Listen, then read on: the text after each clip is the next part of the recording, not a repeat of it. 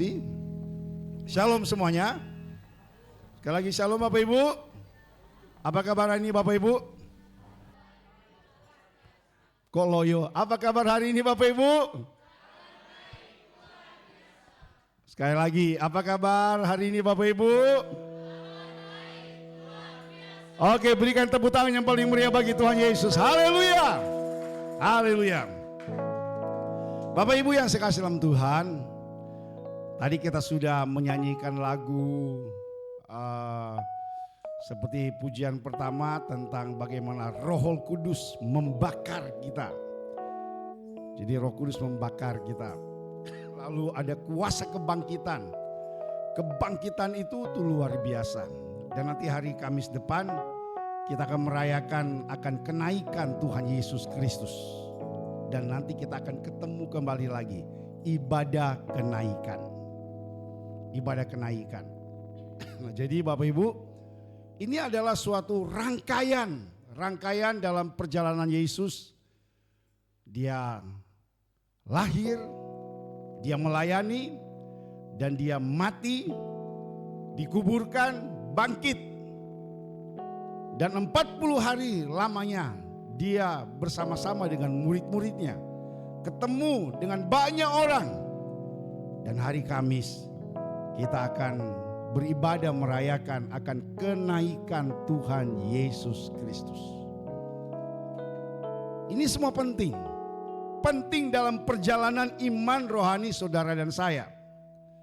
Bukan karena kalender dibuat sehingga ada libur tanggal merah. Ini ada ibadah kenaikan. Dan 10 hari kemudian ada pencurahan Roh Kudus, Pentakosta. Pencurahan Roh Kudus. Penting juga dan sangat penting untuk kita rayakan. Dan bertepatan dalam pencurahan Roh Kudus itu hari Minggu. Hari Minggu. Jadi dalam rangkaian peristiwa-peristiwa mulia agung ini, mestinya kita harus ambil suatu luar biasa. Sangat luar biasa. Karya yang terbesar, anugerah yang terbesar yang Tuhan berikan dalam kehidupan saudara dan saya. Sehingga sampai detik ini, sampai saat ini, saudara dan saya ada. Amin. Amin Bapak Ibu. Iya, kita bersyukur Bapak Ibu. Bersyukur untuk semua anugerah Tuhan. Sekalipun ada tantangan, ada ujian yang kita hadapi, ada masalah. Tapi kita bersyukur, kita masih diberikan kesempatan. Waktu kita berdoa, mungkin ada tetesan air mata. Dalam pergumulan yang ada, sakit, penyakit. Kita bersyukur untuk semuanya itu. Tuhan tetap baik dalam kehidupan saudara dan saya. Amin. Sekali lagi Tuhan tetap baik dalam kehidupan kita. Amin. Sekali lagi berikan tepuk tangan bagi Tuhan Yesus. Sebelum saya khotbah, tadi waktu memuji menyembah Tuhan tadi, Tuhan ingatkan ada kebaikan-kebaikan Tuhan yang Tuhan nyatakan bagi anak-anak teman-teman kita yang melayani di tempat ini. Dan saya kasih kesempatan mereka untuk bersaksi sebelum saya khotbah. Ya palinglah mungkin beberapa menit lah. Berapa menit? 3 menit, kebanyakan 2 menit saja. Ya 2 menit. Kemarin Sylvia lulus SMA. Dia lulus SMA. Sayang Yabes nggak datang ya. Ya Yabes ada nggak? Nggak ada. Saya kasih kesempatan Sylvia dulu untuk bersaksi untuk kebaikan Tuhan. Dan setelah itu nanti Michelle akan bersaksi. Iya, Yani kerja ya. Yani kerja. Iya, Yani kerja.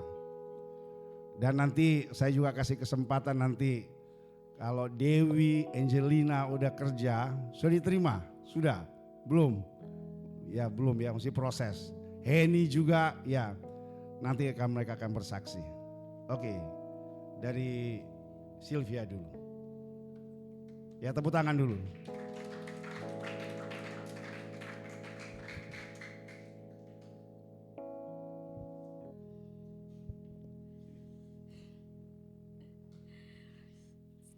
Puji Tuhan, terima kasih Pari atas kesempatannya. Puji Tuhan, tepat hari Jumat di tanggal 8 saya sudah diwisudakan. Begitu banyak kebaikan Tuhan yang saya alami hingga pada saat ini. Bahkan Tuhan memberikan berkat-Nya itu tidak habis.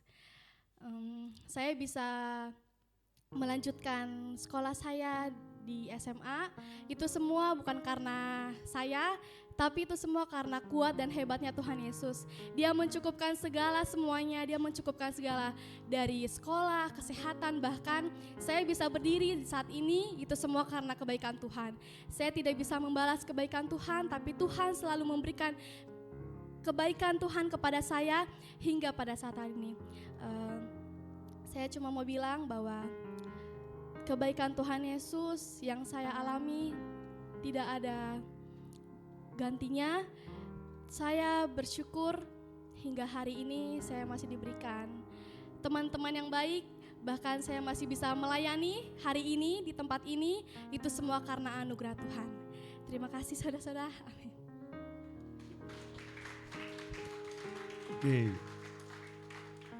Gemetar, nggak tahu karena kedinginan, saya nggak tahu juga. Oke, Michelle, ya, tepuk tangan dulu.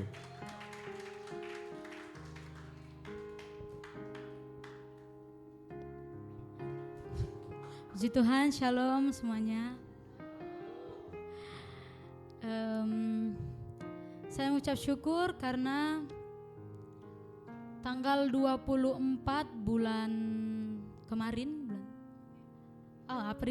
bulan April saya diterima bekerja di Rumah Sakit Harapan Bunda di Kampung Rambutan. Sebelumnya saya udah ngelamar juga di Rajak, cuman kayaknya nggak dipanggil selama 3 minggu nggak dipanggil. Jadi ya udah papi minta CV saya gitu, terus dimasukin ke Harapan Bunda. Puji Tuhan, saya interview di sana karena di Rajak sebelumnya interviewnya itu cuman tanya jawab aja. Terus pas di Harapan Bunda itu interviewnya ada kayak tes psikolog yang saya nggak ngerti. Ya udah saya mah isi aja ntar masuk ya puji Tuhan, kalau enggak ya kita cari lagi gitu. Ya udah saya isi aja, kebetulan di kertasnya itu udah ada titik-titiknya, saya ikutin aja gitu. Tapi ya puji Tuhan, interview dengan kepala perawatnya, dengan keuangan SDM segala macamnya, mereka bilang kamu masih banyak kurangnya, dia bilang. Jadi saya kayak aduh diterima gak ya gitu. Kamu masih banyak banget kurangnya, masih banyak PR-nya, dia bilang kayak gitu. Udah gitu kan kita udah gak terima D3 gini-gini. Ya saya ya udahlah ya Tuhan. Jadi selama 1-2 minggu saya berdoa aja, terserah Tuhan deh, kalau misalnya diterima ya puji Tuhan, kalau enggak cari lagi gitu. Saya cuman begitu. Tapi ya saya terus berdoa dan puji Tuhan diterima. Jadi tanggal 24 bulan April kemarin saya masuk dan sekarang udah jalan 2 bulan. Udah jalan 2 bulan kerja, nanti setelah 3 bulan akan ujian kredensial untuk menjadi karyawan tetap. Ya saya mengucap syukur karena semuanya itu karena kebaikan Tuhan. Puji Tuhan. Ya, puji Tuhan. Terima kasih Michelle ya. Oke. Puji nama Tuhan. Jadi itu semua karena anugerah Tuhan, sehingga mereka bisa mendapatkan, bisa lulus SMA. Bu Seli sampaikan Yabesnya selamat, dia sudah lulus. Ya, dan juga Sylvia juga sudah lulus dan dia akan menghadapi proses nanti, menunggu berdoa untuk kapan dia akan kuliah. Itu semua anugerah Tuhan. Dan saya kini percaya biar Tuhan akan berkarya buat saudara-saudara kita. Roy, kamu kesini. Ya. Sini Roy. Dia nggak nyangka. Oke, silakan.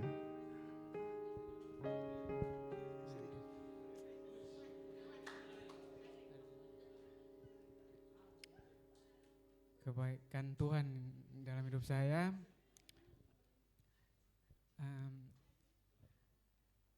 Saya berterima kasih untuk, pasti pertama-tama saya berterima kasih untuk Kak Gabriel dan Kak Pona yang sudah izinkan saya untuk masuk ke asrama. Dan sebelum itu juga saya kan waktu itu masih datang dari Kupang bekerja dulu. Waktu itu belum bisa masuk asrama juga ya. Waktu itu saya kerja dulu, pas udah diizinkan masuk baru saya bisa masuk. Dan waktu itu juga saya masih menunggu untuk kuliah beberapa tahun, 3 tahun, dan kemarin sudah mengikuti program pendaftaran kuliah, dan puji Tuhannya udah jalani tes juga kemarin, dan puji Tuhan bisa lulus. Itu semua karena kebaikan Tuhan.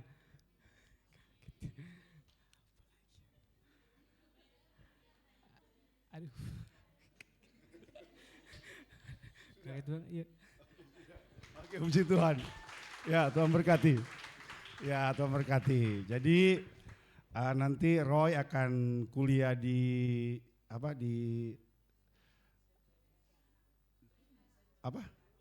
UMS yang ada di Cikarang. Dia ambil anestesi. Ya, nanti dia suka bius-biusin orang. Ya, suka suntik-suntik nanti orang. Ya. Kalau sebelum operasi. Puji nama Tuhan. Jadi semua itu anugerah Tuhan ya. Tepuk tangan dulu bagi mereka semua. Itu semua karena anugerah Tuhan. Sehingga mereka boleh mendapatkan kesempatan demi kesempatan untuk mereka bisa lulus, bisa kuliah dan bekerja.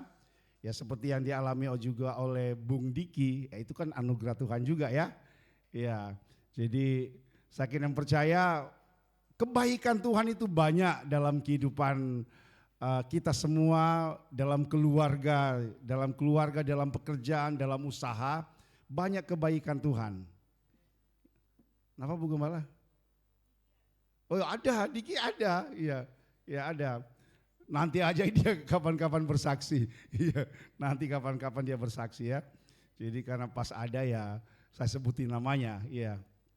Ya puji nama Tuhan. Jadi saya kira percaya kalau saya kasih kesempatan bersaksi pasti banyak lah. Cuma memang tadi pas nyanyi-nyanyi tadi Tuhan ingatkan untuk teman-teman kita, adik-adik kita, anak-anak kita untuk beri kesempatan untuk mereka menyaksikan kebaikan Tuhan. Itu baru dari mereka. Saya yakin masih banyak. Nah oleh sebab itu mari kita bersyukur bahwasanya anugerah Tuhan dalam kehidupan kita itu banyak dalam kehidupan kita. Amin. Jadi banyak dalam kehidupan kita. Jadi anugerah Tuhan itu melimpah dalam kehidupan kita. Nah oleh sebab itu tidak ada alasan bagi kita untuk tidak bersyukur ya. Tidak ada alasan. Kita harus bersyukur bahwasanya Tuhan itu sangat baik dalam kehidupan kita. Amin Bapak Ibu. Amin. Mari kita buka firman Tuhan di dalam Yakobus 4 ayat 8. Yakobus 4 ayat 8. Mari kita baca bersama-sama ayat ini. Yakobus 4 ayat 8. 2, 3. Mendekatlah kepada Allah dan Ia akan mendekat kepadamu. Tahirkanlah tanganmu, hai kamu orang-orang berdosa, dan sucikanlah hatimu, hai kamu yang mendua hati. Sekali lagi 2, 3. Dan Ia akan mendekat kepadamu. Tahirkanlah tanganmu, hai kamu orang-orang berdosa, dan sucikanlah hatimu, hai kamu yang mendua hati. Dari konteks ayat ini, surat Yakobus menyampaikan kepada saudara dan saya, ada beberapa pesan yang dia sampaikan dan itu sangat jelas sekali. Sangat jelas sekali. Yang pertama, mendekatlah kepada Allah dan Ia akan mendekat kepadamu. Jadi kesimpulannya adalah kalau kita menjauhi Tuhan, kita yang mengambil keputusan untuk menjauhi Tuhan. Bukan berarti saya katakan Tuhan akan menjauhi. Tidak. Keputusan saudara dan saya yang menjauhi akan Tuhan. Tapi di sini katakan kalau kita mendekat kepada Allah, maka Ia akan mendekat kepadamu. Dia akan mendekat. Karena kasih Tuhan itu adalah konteks Yesus, dia katakan dia datang mencari yang terhilang.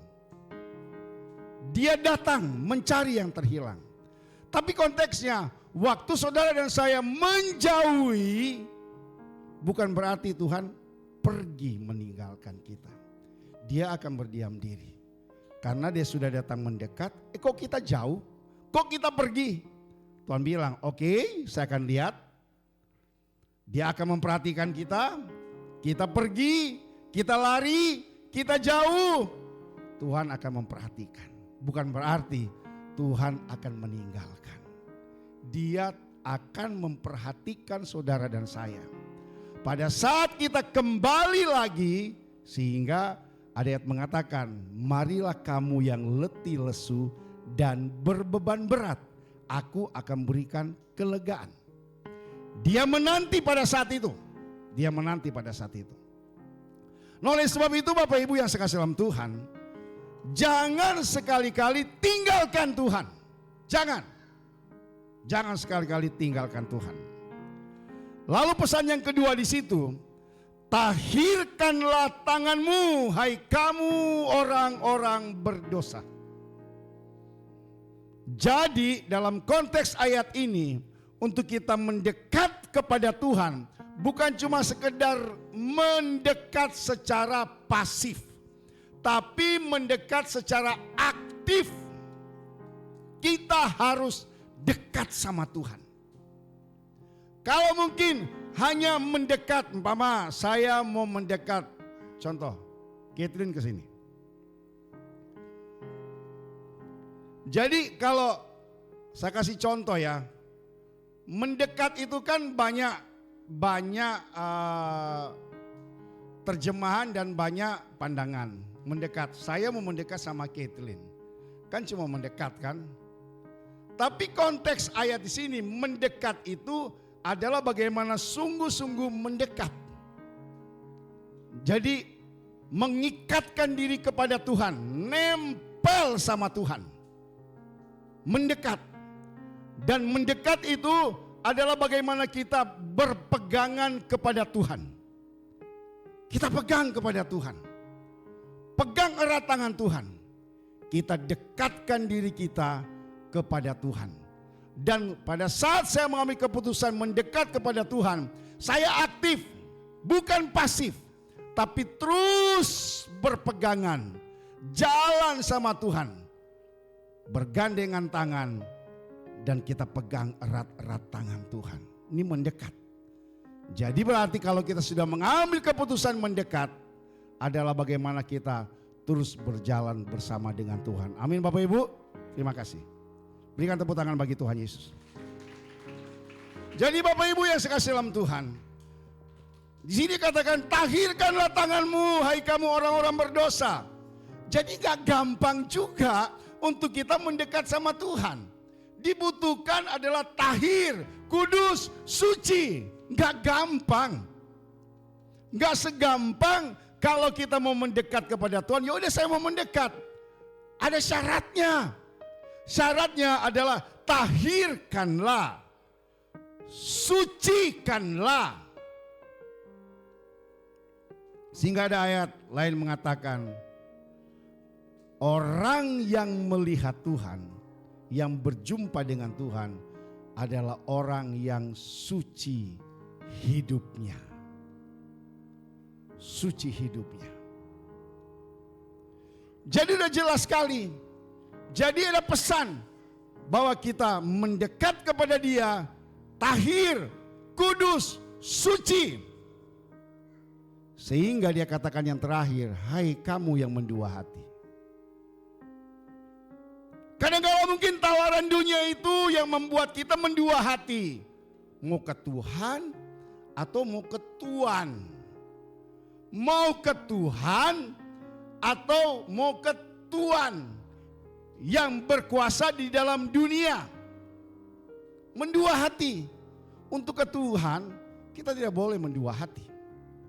Sekali Tuhan, ya Tuhan untuk selama-lamanya. Amin. Sekali Yesus, tetap Yesus untuk selama-lamanya. Amin. Amin Bapak Ibu. Jadi tidak ada opsi pilihan untuk kita menjauhi dari Tuhan. Kalau Tuhan sudah memanggil kita bersama-sama dengan Tuhan, biarlah kita mau berjalan bersama dengan Tuhan. Apapun resikonya, saya mau berjalan bersama dengan Tuhan. Amin. Katakan, saya mau berjalan bersama dengan Tuhan. Katakan, saya mau berjalan bersama dengan Tuhan. Dan katakan kiri kanan, kamu harus berjalan bersama dengan Tuhan. Haleluya. Amin Bapak Ibu. Amin. Berikan tepuk tangan bagi Tuhan Yesus. Bapak Ibu yang saya kasih dalam Tuhan Yesus Kristus.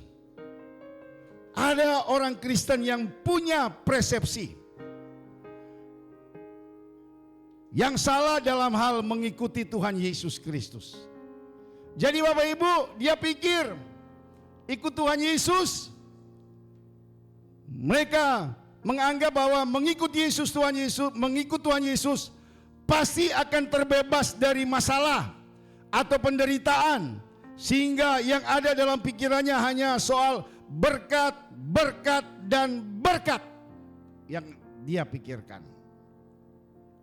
Berkat itu gak salah Bapak Ibu, berkat itu pasti ada bagi yang setia di dalam Tuhan, amin. Tapi jangan pemikiran, persepsinya, oh saya mau ikut Tuhan Yesus, terbebas dari penderitaan, terbebas dari masalah, terbebas dari ujian tantangan. Dan dia yang pikirkan adalah saya ikut Tuhan Yesus, pasti diberkati, diberkati, diberkati. Sekali lagi, berkat itu gak salah, berkat itu pasti ada, pasti ada. Bahkan ada ayat mengatakan berkat mengejar orang yang setia di dalam Tuhan. Berkat itu akan mengejar orang yang sungguh-sungguh di dalam Tuhan. Karena dia utamakan Tuhan, maka berkat itu akan mengikuti setiap yang setia taat di dalam Tuhan. Amin Bapak Ibu. Amin. Jadi Bapak Ibu, ketika fakta bicara lain, yaitu kalau berbicara tentang ada tantangan yang dihadapi, kesulitan, masalah, sakit penyakit, kekurangan atau krisis, mereka pun tidak bisa menerima kenyataan tersebut. Dan ending-endingnya adalah salahkan Tuhan. Ya Tuhan, kenapa engkau tidak tolong saya? Ya Tuhan, kenapa engkau tidak berkati saya? Menyalahkan Tuhan. Kita harus koreksi diri. Apakah saudara dan saya sudah sungguh-sungguh dekat sama Tuhan? Nempel kayak perangko. Iya. Dekat sama Tuhan. Dan berjalan bersama dengan Tuhan. Sekalipun saudara dan saya ada tantangan, ada penderitaan, ada kesusahan, kita tidak komplain sama Tuhan. Tapi kita tetap mengucap syukur untuk kebaikan Tuhan. Karena kita selalu bersama dengan Tuhan. Amin. Amin Bapak Ibu. Jadi Bapak Ibu yang saya kasih dalam Tuhan Yesus Kristus, mereka akan mengklaim bahwasanya janji firman Tuhan itu adalah akan terjadi di dalam kehidupan kita. Seperti Yohanes 10 ayat 10. Yohanes 10 ayat yang ke-10 mengatakan, Yohanes 10 ayat yang ke-10. Yohanes 10 ayat yang ke-10. Mari kita baca bersama-sama, 2, 3. Pencuri datang hanya untuk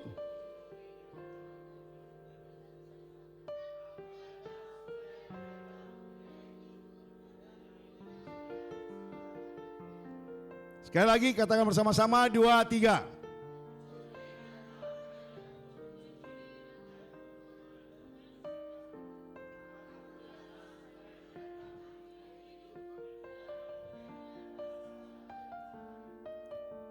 Jadi menyalahkan Tuhan, mana janjimu Tuhan seperti ayat ini? Kok nggak terjadi? Mereka kecewa, marah kepada Tuhan. Mana janjimu Tuhan seperti ayat ini? Kok nggak terjadi? Mereka siap jika harus mengalami penderitaan. Mereka tidak siap mengalami penderitaan.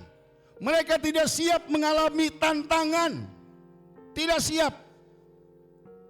Karena berfaktor,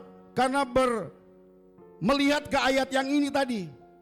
Loh, katanya aku datang supaya mereka mempunyai hidup dan mempunyai dalam segala kelimpahan. Mana? Tidak ada. Tidak terjadi.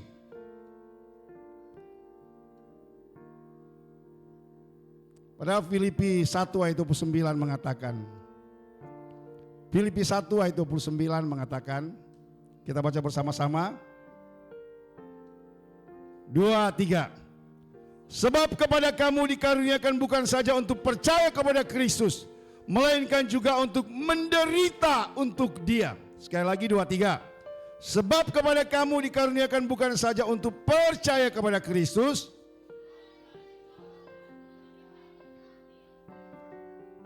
ada penderitaan.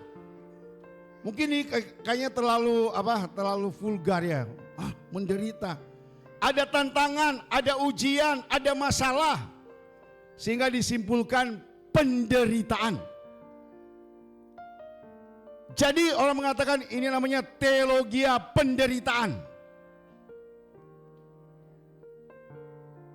Beda dengan teologia kemakmuran. Memang ya selalu berkat. Sekali lagi bukan berarti kita tidak mau diberkati. Iya, kita kan diberkati. Tapi kalau yang namanya kesulitan, tantangan kok nggak terima? Yang namanya penderitaan. Ini ayat jelas mengatakan, melainkan juga untuk menderita untuk Dia. Justru di dalam tekanan, dalam masalah, dalam pergumulan, itu adalah pintu bagi saudara dan saya untuk datang kepada Tuhan. Minta pertolongan kepada Tuhan. Tuhan, tolong saya. Mampukan saya dalam menghadapi tantangan ini. Saya kira percaya kita pernah mengalami dan menjalani yang namanya penderitaan. Tantangan, ujian, masalah, baik dalam keluarga, suami, istri, anak-anak, pasti kita mengalami. Ada tantangan, ada ujian, sehingga dikatakan penderitaan. Tapi kalau kita di dalam Tuhan, pasti kita mengatakan Tuhan terima kasih. Saya yakin semuanya bisa dilewati. Amin. Katakan bisa dilewati. Katakan bisa dilewati. Bisa dilewati bersama dengan Tuhan. Bisa dilewati bersama dengan Tuhan. Bapak Ibu yang saya kasih dalam Tuhan Yesus Kristus. Memang tidak ada jaminan kalau kita dekat dengan Tuhan Yesus akan bebas dari masalah dan persoalan.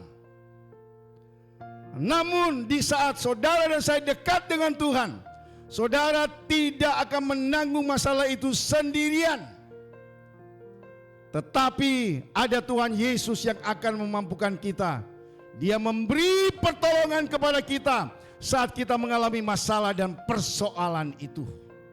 Ada Roh Kudus yang akan menolong saudara dan saya dalam menghadapi masalah penderitaan itu, tantangan. Ada Roh Kudus menolong kita. Amin. Amin Bapak Ibu. Selama 40 hari Yesus bersama-sama dengan murid-muridnya. Mereka sangat dekat sekali. Sebelumnya ada kerenggangan yang terjadi. Kerenggangan terjadi. Mereka sudah putus harapan.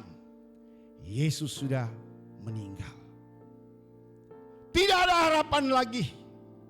Bersedih. Siapa yang bisa tolong kami? Siapa yang bisa menolong kami dalam keadaan susah kayak begini? Sampai-sampai mereka menutup rapat pintu di mana mereka tinggal pada saat itu. Takut mereka. Selama ini ada Yesus yang bersama-sama dengan mereka. Tapi sekarang mereka tidak ada soko guru, tidak ada Yesus yang bersama-sama dengan mereka. Penuh dengan ketakutan Bapak Ibu. Tapi waktu Yesus bangkit, Yesus datang menjumpai mereka. Yesus berjumpa dengan mereka dan memberikan suatu harapan yang baru dalam kehidupan mereka. Yesus berkeliling menjumpai mereka satu persatu. Berjumpa dengan 2 orang, berjumpa dengan banyak orang, berjumpa di Yerusalem, di rumah di mana mereka menutup pintu rapat. Mereka tidak tahu lagi apa yang mereka harus kerjakan pada saat itu. Mereka tidak tahu lagi, Bapak Ibu. Oleh sebab itu, Yesus pulihkan hubungan yang sempat renggang. Dan Yesus datang ketemu dengan mereka. Berjumpa sehingga dekat kembali. Ada satu harapan yang baru yang terjadi dalam kehidupan mereka. Sekalipun setelah itu mereka menghadapi tantangan.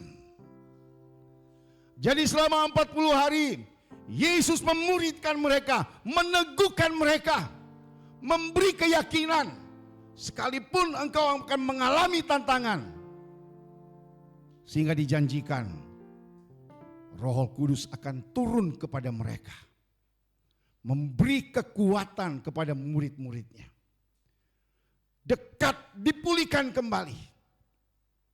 Oleh sebab itu Bapak Ibu yang sekasih dalam Tuhan. Kalau kita sudah dekat sama Tuhan, jangan sekali-kali direnggangkan. Terus dekat dengan Tuhan. Berjalan bersama-sama dengan Tuhan. Jalan bersama-sama dengan Tuhan. Bapak Ibu yang sekasih dalam Tuhan.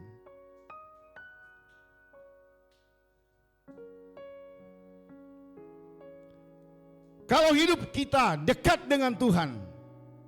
Dekat dengan Tuhan. Tidak ada jaminan bebas dari masalah. Apalagi hidupnya jauh dari Tuhan. Wah, udah nggak usah. Dekat dengan Tuhan aja, kita punya pergumulan, persoalan. Apalagi jauh, nggak usah ditanya kalau jauh. Dekat aja sama Tuhan, masalah nggak usah diundang. Kita akan hadapi. Apalagi jauh, aduh, jauh dari Tuhan. Apa yang akan terjadi? Bapak Ibu yang sekasih dalam Tuhan Yesus Kristus. Oleh sebab itu Yesus Kristus datang kepada mereka. Dia mendekat, bersekutu bersama-sama, memberi pengajaran, memberi kekuatan. Sehingga setiap kali ketemu dengan mereka, damai sejahtera Allah menyertai kamu. Damai sejahtera Allah menyertai kamu. Dan damai sejahtera Allah menyertai saudara dan saya. Amin. Amin Bapak Ibu. Berikan tepuk tangan bagi Tuhan Yesus. Damai sejahtera Allah selalu ada dalam kehidupan kita. Kalau kita dekat sama Tuhan. Kekhawatiran boleh. Kita mikir bagaimana. Justru dengan kekhawatiran itu kita datang kepada Tuhan. Ketakutan itu boleh. Tapi tidak ketakutan yang berlebihan. Tapi kita datang kepada Tuhan. Tuhan kuatkan saya. Aku takut Tuhan.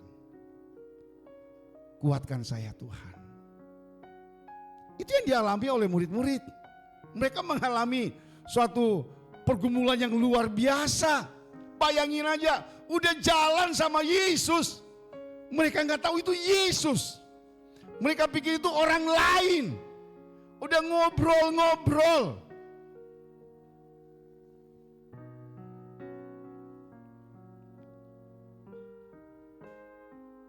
Jangan sampai selama ini kita sudah jalan bersama dengan Tuhan, tapi kita tidak mengalami kedekatan dengan Tuhan. Ternyata kita jauh. Kita jauh. Harus kita yang mengalami keintiman dengan Tuhan, mengalami kedekatan dengan Tuhan, dan kita sungguh merasakan bahwasanya Tuhan itu memang dekat dalam kehidupan saya. Amin. 24 jam Dia ada bersama-sama dengan kita. Dimanapun kita berada, di rumah, dalam perjalanan, dalam sekolah, kuliah, dalam pekerjaan, dalam bisnis. Ada Tuhan yang bersama-sama dengan kita. Sehingga kita tidak takut dan tidak gentar. Bahwasanya ada yang menolong saudara dan saya. Amin. Berikan kemuliaan bagi Tuhan Yesus.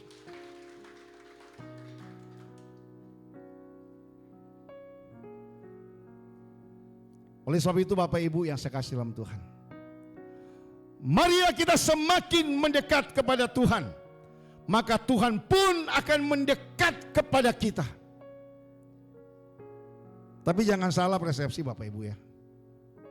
Oh berarti kalau mama saya jauh, dia pergi. Enggak. Kita semakin dekat dengan dia, dan dia semakin dekat bersama-sama dengan kita. Sekali lagi, kita yang menjauhi, dan Tuhan menunggu. Dia akan melihat. Oke? Contoh Aldi. Oke Aldi, kamu mau jauh? Silakan. Saya tetap menunggu. Saya tetap menunggu. Nanti waktu Aldi mengambil keputusan, oh kayaknya saya sudah jauh ya, saya mau mendekat lagi sama Tuhan. Tuhan menerima. Tuhan tidak menolak. Asalkan kita tahir, menahirkan diri, menguduskan diri kita.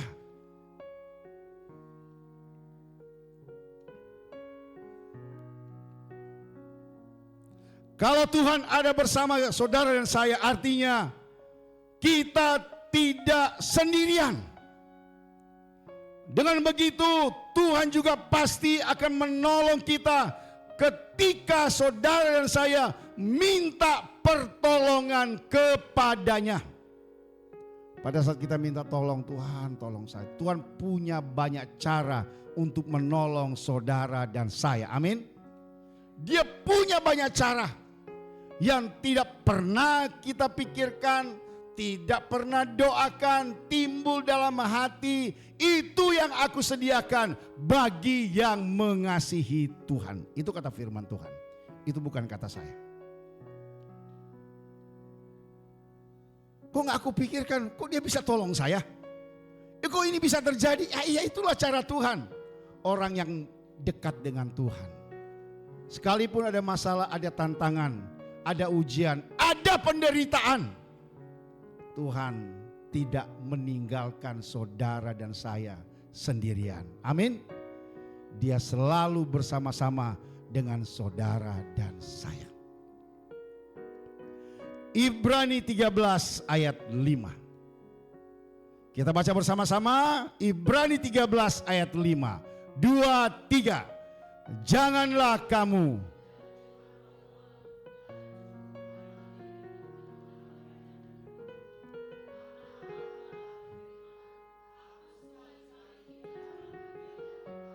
dan aku sekali-kali tidak akan meninggalkan engkau. Amin.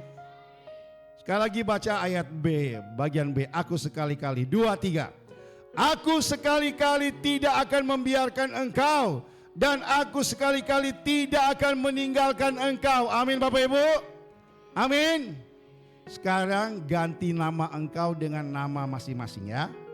Ya jadi aku sekali-kali tidak akan membiarkan Ari, dan aku sekali-kali tidak akan meninggalkan Ari. Oke? Sebutin nama masing-masing, jangan sebut nama saya ya. Sebut nama masing-masing. Oke? 2, 3. Aku sekali-kali tidak akan membiarkan Ari, dan aku sekali-kali tidak akan meninggalkan Ari. Amin. Ada yang ragu, sebutin, pada saudara bilang sebutin nama, tidak menyebutkan. Ya itu urusanlah dengan Tuhan ya. Jadi Bapak Ibu yang sekasih dalam Tuhan, janganlah saudara saya menjauh dari Tuhan. Dan bertobatlah dari dosa-dosa kita. Sucikanlah tangan kita dari perbuatan dosa. Dan libatkan Tuhan dalam segala perkara saudara dan saya. Maka Tuhan akan campur tangan untuk mendatangkan kebaikan demi kebaikan dalam kehidupan saudara dan saya. Amin. Berikan tepuk tangan bagi Tuhan Yesus. Jadi yang pertama di sini katakan, jangan menjauh dari Tuhan dan bertobatlah dari dosa-dosa kita. Bertobatlah dari dosa-dosa kita dan sucikanlah kehidupan kita dari perbuatan dosa. Dan yang terakhir, libatkan Tuhan dalam segala perkara kita, maka Tuhan akan campur tangan mendatangkan kebaikan demi kebaikan untuk saudara dan saya. Amin. Saya kira percaya kalau kita sungguh dekat dengan Tuhan, maka pertolongan Tuhan selalu ada dalam kehidupan kita. Amin Bapak Ibu. Kita baca firman Tuhan. Lukas 19 ayat 10. Lukas 19 ayat 10. Kita baca bersama-sama. 2, 3. Sebab Anak Manusia datang mencari dan menyelamatkan yang hilang. Sekali lagi 2, 3. Sebab Anak Manusia datang untuk mencari dan menyelamatkan yang hilang. Dulunya kita terhilang, tapi sudah diselamatkan oleh karya penebusan di atas kayu salib. Amin. Dia mencari yang terhilang. Siapa yang terhilang? Saudara dan saya. Dulunya jauh, sekarang dekat. Jangan sekali-kali jauh.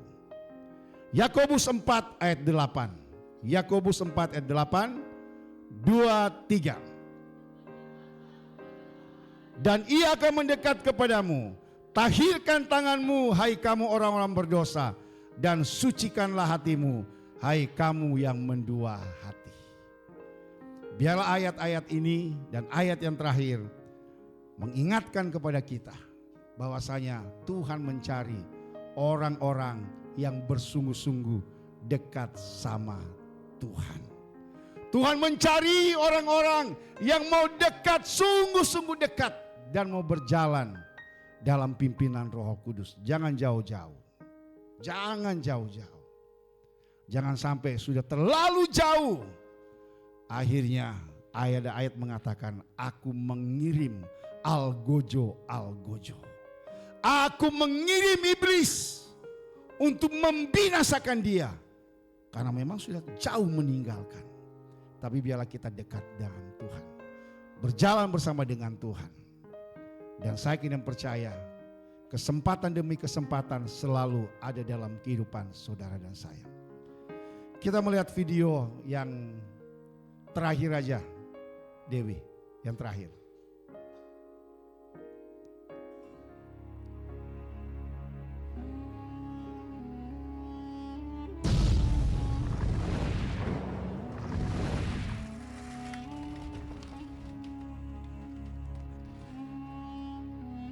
Hari Kamis ini kita akan merayakan kenaikan Tuhan Yesus Kristus.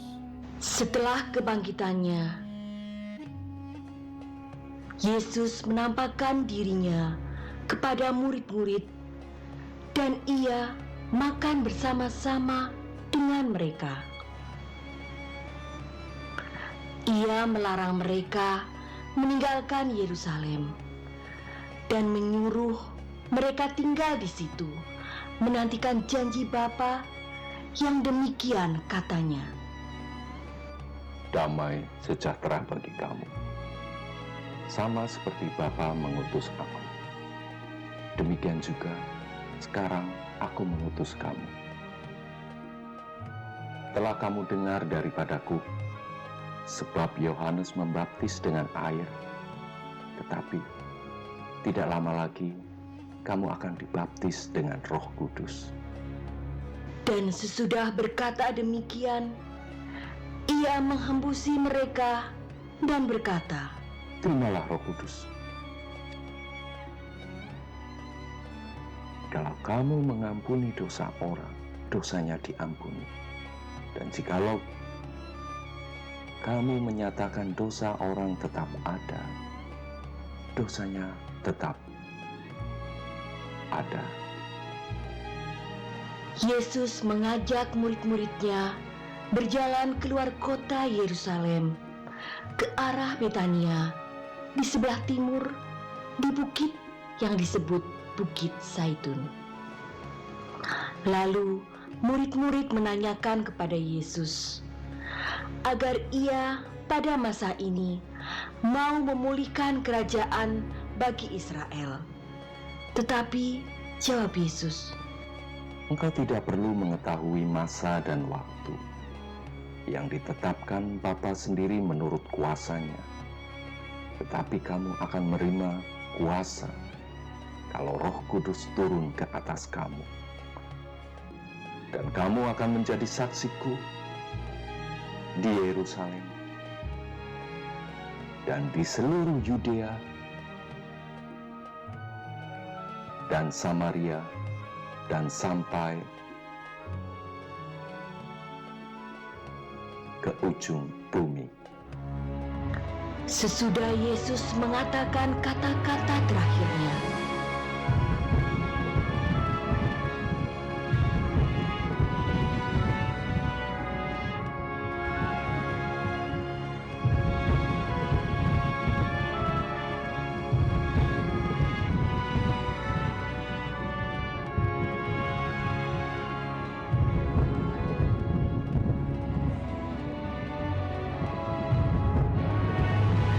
terangkatlah ia disaksikan oleh mereka, dan awan menutupnya dari pandangan mereka. Oke, terima kasih. Jadi inilah peristiwa kenaikan Tuhan Yesus. Selama 40 hari Yesus bersama-sama dengan murid-muridnya. Dan mereka sudah dekat sekali. Sangat dekat sekali. Dan mereka tidak takut lagi apa yang akan terjadi kemudian hari. Mereka tidak takut lagi.